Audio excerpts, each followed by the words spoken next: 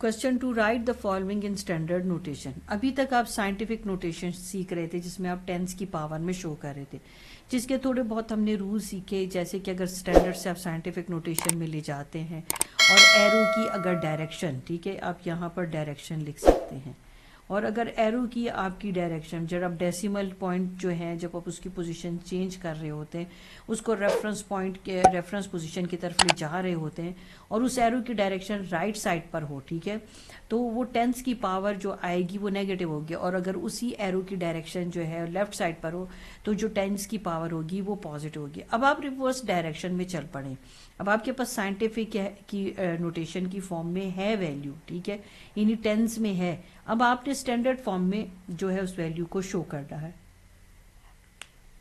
अब जब साइंटिफिक से स्टैंडर्ड में जाएंगे तो आपने टेंस की पावर पॉजिटिव नेगेटिव उसको टारगेट में रखना होता है। अब जब आप अपनी काउंटिंग स्टार्ट करेंगे, यानी जो डेसिमल पॉइंट हो उसकी जब न्यू पोजीशन आप डिसाइड करोगे, तो आप क्या करोगे कि अगर नेगेटिव पावर है तो आपकी काउंटिंग जो है वो फॉरवर्ड डायरेक्शन में होगी, यानी कि लेफ्ट साइड पर आपकी मूवमेंट होगी, ठीक है। अब ये उसके ऑपोजिट हो जाएगा, अब इसकी डायरेक्शन लेफ्ट साइड पर हो जाएगी, और अगर आपके पास 10 की पावर पॉजिटिव है तो जब आप काउंटिंग स्टार्ट करोगे डेसिमल पॉइंट को जब आप शिफ्ट करेंगे तो उसकी काउंटिंग आप जो है वो राइट साइड की तरफ आपकी जो एरो की डायरेक्शन है वो होगी। अब ये देख लें, आपके पास नेगेटिव में पावर आ गई, ठीक है, 10 रेज़ टू द पावर -5 है। हमने यहाँ पर क्या सीखा, अगर नेगेटिव आ जाते हैं तो आपकी काउंटिंग क्या होगी, वो आप लेफ्ट साइड पर आपकी काउंटिंग जो है लेफ्ट साइड पर होना शुरू हो जाएगी, ठीक है, यानी आप फॉरवर्ड डायरेक्शन में मूव करेंगे। अब कितने आपने मूव करना है डेसिमल को, यहाँ से 1। अब मैं डिफरेंट कलर लूँ तो आपको समझ जल्दी आ जाएगी आपने कितने डिजिट्स मूव करना है। ये देखिए 1 2 3 4 5। अब ये जो मैंने गैप्स बनाए हैं, ठीक है, अब इसमें आपने क्या करना है, 0 फिट करने हैं। देखो 1 1 2 3 4 और 5, और यहाँ पर आके आपने पॉइंट लगा देना, उसके बाद भी आपने एक पॉइंट 0 लगाना है, ठीक है। अब हम इसको जो है सही तरीके से लिख लेते हैं, 0.0000, 4 zeros आ गए और 9। अब ये पॉइंट आप मजीद नहीं लिखेंगे, ठीक है, यहाँ तक कि अब आप इसे भी नहीं लिखेंगे, यही आपका आंसर हो जाएगा, ठीक हो गया। अब आपने देख लिया कि अगर माइनस साइन आ जाता है 10 की पावर्स में तो आपकी काउंटिंग जो है उसकी डायरेक्शन लेफ्ट हैंड साइड की तरफ हो जाएगी, ठीक है। अब हम नेक्स्ट क्वेश्चन देख लेते हैं। अब यहाँ देखें, यहाँ तो 10 की पावर क्या हो गई, 0 हो गई है, ठीक है, तो 10 की पावर अगर 0 हो जाती है तो आपके पास यहाँ पर 1 आ जाता है, और 1 अगर किसी नंबर से मल्टीप्लाई भी होता है तो वो आपको वही नंबर दे देता है, ठीक है, यानी इसको जो है और मज़ीद हम जो है सिंप्लीफाई नहीं कर सकते। अब हम नेक्स्ट क्वेश्चन देख लेते हैं, क्वेश्चन नंबर 3।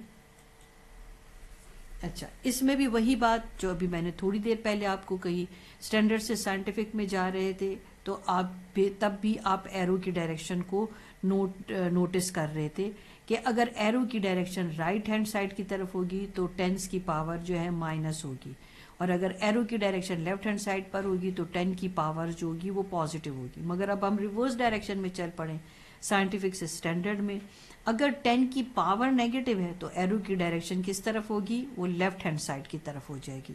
तो चलो अब हम यहाँ पर यही कुछ करते हैं, ठीक है, सोल्यूशन कर रहे हैं हमने लिख लिया है 6.53 into 10 raise to the power -6। अब हम डिफरेंट कलर यूज़ करेंगे और हम 6 डिजिट्स मूव करेंगे, 1 2 3 4 5 6। जहाँ पर एरो रुका वहाँ पर आपने पॉइंट यूज़ करना है। कितने डिजिट्स इसने मूव किया, 1 2 3 4 5 और 6। यहाँ पर आप एक 0 लिखेंगे ऐसे, और यहाँ पर अब आप अपनी वैल्यूज़ को शो करेंगे। अब आपने ये जो है ये पॉइंट को भी नहीं लिखना और इस 10 को भी मज़ीद आगे कंटिन्यू नहीं करना, 1 2 3 4 5 और फिर 653, ठीक है। ये आपकी वैल्यू हो गई। किससे हमने चेंजेस लाई है इसमें, हम साइंटिफिक से स्टैंडर्ड फॉर्म में चले गए। ये 0 1 2 3 4 5, ये देखो 1 2 3 4 5 और 653 आपके पास आ गया। यही आपके पास साइंटिफिक से आप स्टैंडर्ड फॉर्म में चले गए हैं। ये स्टैंडर्ड फॉर्म है। अब नेक्स्ट क्वेश्चन देखते हैं। अब आपके पास अगर कोई साइन नहीं होता तो प्लस है, इसलिए मैंने 9 के साथ प्लस साइन यूज किया। अब हमने क्या करना है, हमने देखना है कि साइंटिफिक से हम मूव कर रहे हैं किस में, स्टैंडर्ड फॉर्म में। तो अब इस 9 की जो आपके पास पावर है वो तो प्लस है, तो अब हमारे एरो की डायरेक्शन किस तरफ होगी, वो राइट साइड पर। मैं वैल्यू लिख दूं और फिर मैं इस पॉइंट को शिफ्ट करूं इस 10 की पावर 9। चलिए अब हमारी एरो की डायरेक्शन किस साइड पर होगी, हमारे एरो की डायरेक्शन राइट साइड पर होगी, ठीक है। ये लेफ्ट साइड पर जा रहा है और अब इसने राइट साइड पर जाना है, राइट हैंड साइड पर।